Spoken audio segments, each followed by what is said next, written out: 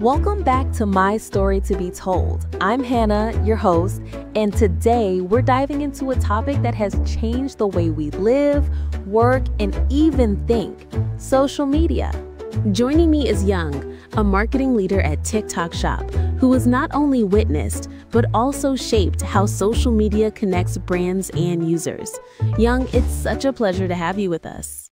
Thank you, Hannah. I'm really happy to be here. Social media is such a fascinating space. It evolves almost every day, so there's always something new to talk about. You're absolutely right. Let's start with something many people debate about.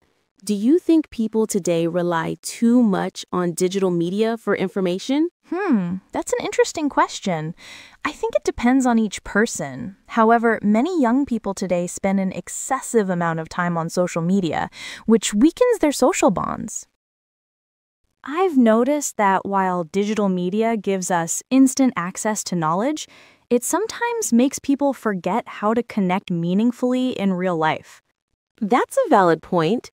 It feels like people scroll endlessly, but genuine connection often gets lost in the process. Exactly. It's not about cutting off digital media, it's about learning to use it mindfully. That brings me to another interesting thought. Communication itself has changed a lot. How is communication today different from how it was in the past? Well, the primary channel of communication has shifted from in-person interactions to online conversations. This may lead to over-dependence on the virtual world. Right. The way I see it, technology has made it easier to stay in touch, but sometimes it makes us feel more distant at the same time. That's so true. We're more connected digitally, but emotionally, it can feel like we're drifting apart.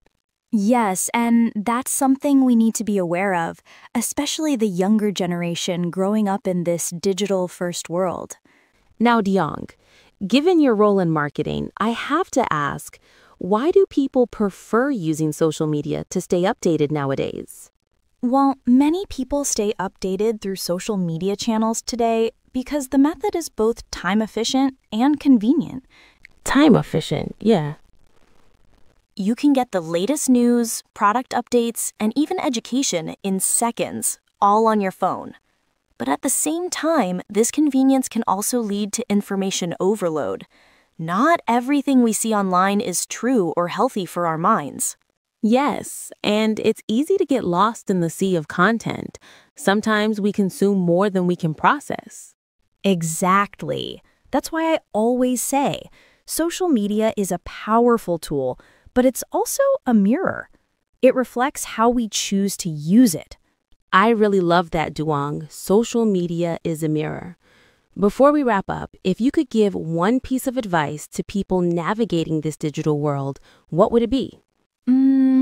I'd say use social media, but don't let it use you. Enjoy the creativity, the knowledge, the fun, but don't let it replace real experiences. That's powerful. At the end of the day, no number of likes or followers can substitute genuine human connection.